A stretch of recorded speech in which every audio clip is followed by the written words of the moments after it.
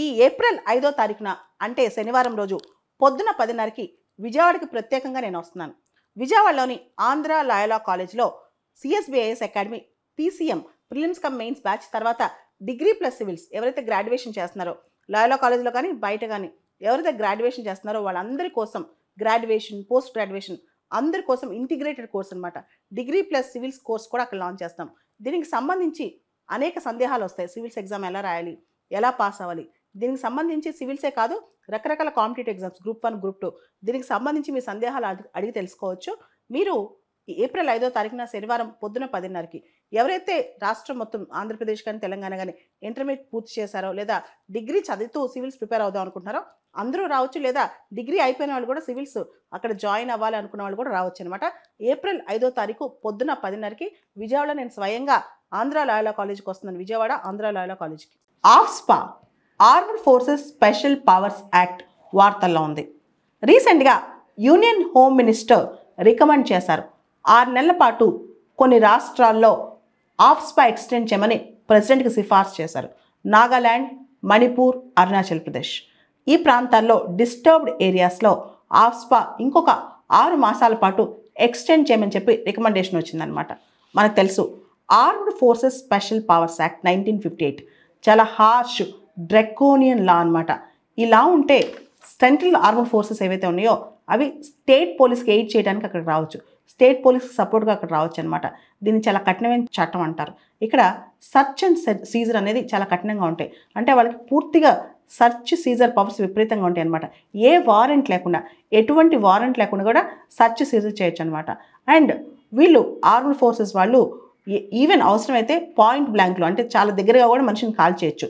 So చంపేసే అంటే ఎవరైనా disturb చేస్తున్నారో అక్కడ అని ఇన్సర్జెన్సీ చేస్తున్నారంటే వాళ్ళని డెత్ కాజ్ చేసే రైట్ కూడా వెళ్ళుకుంటారనమాట. Armed forces can resort to using force even to the extent of causing death అనమాట. దీనిలో ముఖ్యంగా ఎవరైనా డీటైన్ చేయొచ్చు, ఆఫ్స్పా కింద ఎవరైనా డీటైన్ చేయొచ్చు. అండ్ వీలైనంత త్వరగా నియరెస్ట్ పోలీస్ స్టేషన్ తీసుకెళ్ళాలి. వీలైనంత త్వరగా అని చెప్పారు కానీ కొన్నిసార్లు చాలా సంవత్సరాల పాటు డీటైన్ చేసిన కేసెస్ కూడా ఉన్నాయన్నమాట.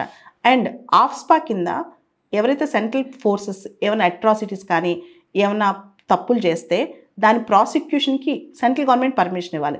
సెంట్రల్ గవర్నమెంట్ పర్మిషన్ ఇవ్వకుండా ఆ ప్రాసిక్యూషన్ అనేది ఎప్పుడు జరగదనమాట. చాలా సందర్భాల్లో సెంట్రల్ గవర్నమెంట్ పర్మిషన్ ఇవ్వదు. అండ్ ఆర్మ్డ్ ఫోర్సెస్ తప్పు చేస్తే జనరల్గా court martial cases, military courts వీళ్ళ దగ్గరికి వెళ్తుంది అనమాట. అయితే మనకు తెలుసు ఆఫ్స్పా అనేది చాలా కఠినమైన చట్టము. అది మెయిన్గా ఇన్సర్జెన్సీస్ తగ్గించడానికి నాగాల్యాండ్ ప్రాంతాల్లో ఇన్సర్జెన్సీస్ తగ్గించడానికి స్టార్ట్ అయిన చట్టం అనమాట. ఏదైతే డిస్టర్బ్డ్ ఏరియాస్ ఉన్నాయో ఇప్పుడు ప్రస్తుతం నాగాల్యాండ్, మణిపూర్, అరుణాచల్ ప్రదేశ్, జమ్మూ కాశ్మీర్, అస్సాం ఈ ప్రాంతాల్లో ఆఫ్స్పా ఉంది, కొన్ని డిస్టర్బ్డ్ ఏరియాస్లో అనమాట. దీనికి సంబంధించి మొత్తం ఆఫ్స్పా armed forces special powers act కింద ఒక ఏరియాని డిస్టర్బ్డ్ ఏరియాగా గవర్నర్ డిక్లేర్ చేయొచ్చు అనమాట. గవర్నర్తో పాటు యూనియన్ హోమ్ మినిస్టర్ అంటే సెంట్రల్ గవర్నమెంట్ కూడా పవర్స్ ఉంటాయి. ఒక ప్రాంతంలో ఆఫ్స్పా ఇంట్రడ్యూస్ చేశాక ఒక డిస్టర్బ్డ్ ఏరియా అని చెప్పిన తర్వాత దాన్ని ఎత్తివేసే రివోక్ చేసే పవర్స్ గవర్నర్ రికమెండ్ చేస్తారు, కానీ సెంట్రల్ గవర్నమెంటే తీసేయచ్చు అనమాట. యూనియన్ హోమ్ మినిస్ట్రీ ఒక నోటిఫికేషన్ ద్వారా రివోక్ చేయొచ్చు. సో ఓవరాల్గా ఆఫ్స్పా కింద ఏదైతే ఆర్మ్డ్ ఫోర్సెస్ అట్రాసిటీస్ కమిట్ చేస్తున్నారో దీని మీద చాలా చర్చ ఇప్పుడు కాదు ఎప్పటి నుంచో ఉంది. ముఖ్యంగా ఆఫ్స్పా అనేది చాలా చిన్న చట్టం. ఆఫ్స్పా ఆర్మ్డ్ ఫోర్సెస్ స్పెషల్ పవర్స్ యాక్ట్లో సెక్షన్ 3, సెక్షన్ 6 చాలా కీలకం. సెక్షన్ 3 అనేది it deals with declaration of disturbed area. A area disturbed area ఆ డిక్లరేషన్కి సంబంధించి సెక్షన్ 3 అనమాట. సెక్షన్ 6 ఆఫ్స్పా కింద ఎవరైనా తప్పులు చేస్తే వాళ్ళకున్న ప్రొటెక్షన్స్, ఇది సెక్షన్ 6 అనమాట. ఆఫ్స్పా అనేది చాలా చిన్న చట్టం, మొత్తం 7 సెక్షన్స్ మాత్రమే ఉంటాయి, కానీ చాలా పవర్ఫుల్ చట్టం అని చెప్పొచ్చు. ఇక్కడ మనం ప్రత్యేకంగా గమనించాల్సింది ఏంటంటే మణిపూర్లో ఐరోమ్ షర్మిల అని ఒక అమ్మాయి, ఐరన్ లేడీ ఆఫ్ మణిపూర్ అంటాం, తను 16 సంవత్సరాల పాటు హంగర్ స్ట్రైక్ కూర్చుంది ఆఫ్స్పాకి వ్యతిరేకంగా. నార్త్ ఈస్ట్లో చాలామంది ఆఫ్స్పాకి వ్యతిరేకం అనమాట. అంటే చాలామంది ఆర్మ్డ్ ఫోర్సెస్ వాళ్ళు కొన్ని సందర్భాల్లో ఆఫ్స్పా పేరు చెప్పి అట్రాసిటీస్ కానీ రేప్స్ కానీ ఇవన్నీ కమిట్ చేస్తున్నారని చెప్పి చాలా వాళ్ళపైన అభియోగాలు కూడా ఉన్నాయి. అయితే ఆఫ్స్పా ఎక్స్టెండ్ చేయడం అనేది నిజంగా హ్యూమన్ రైట్స్ వయలేషన్ అని కొంతమంది అంటారు. కానీ కొన్నిసార్లు సిచ్యువేషన్ కంట్రోల్కి తేవాలంటే ఉదాహరణకి మణిపూర్ ఉందనుకోండి, మణిపూర్లో విపరీతమైన ఎథ్నిక్ వైలెన్స్ ఉంది. ఇలాంటి సిచ్యువేషన్స్లో కంట్రోల్ రావడానికి ఖచ్చితంగా స్టేట్ పోలీస్ సరిపోదు, అప్పుడు ఆర్మ్డ్ ఫోర్సెస్ రావాల్సిందే. ఆ టైంలో ఆఫ్స్పా ఎక్కువ కాలం పొడిగిస్తూ ఉంటారనమాట. అదే దిశగా నాగాల్యాండ్, మణిపూర్, అరుణాచల్ ప్రదేశ్లో కూడా ఆఫ్స్పాని ఎక్స్టెండ్ చేయమని చెప్పినట్టు యూనియన్ హోమ్ మినిస్టర్ రికమెండ్ చేస్తుంది. ఆఫ్స్పా ఆర్మ్డ్ ఫోర్సెస్ స్పెషల్ పవర్స్ యాక్ట్లో మేజర్ క్రిటిసిజం అంటే ఈ యాక్ట్కి సంబంధించి ప్రధానమైన విమర్శ ఏంటంటే extra judicial killings and missing persons. అంటే చాలామంది కనుమరుగైపోతున్నారు, చాలామంది చనిపోతున్నారు. 500 మంది, 1000 మంది ఇలా సడన్గా కనిపించకుండా పోతారనమాట.